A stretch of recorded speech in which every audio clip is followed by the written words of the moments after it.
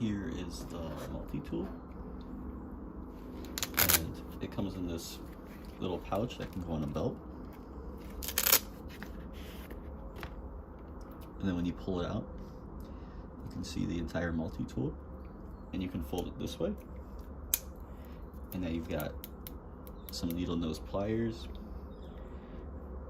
They've also got a spot for regular pliers right there, and a wire cutter between them. You can also fold it back up,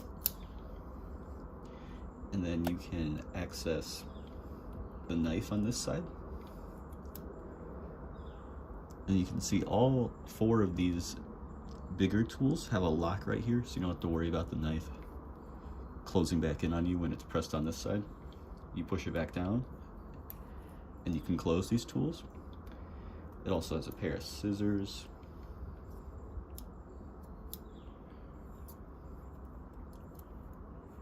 a file with a ruler on it,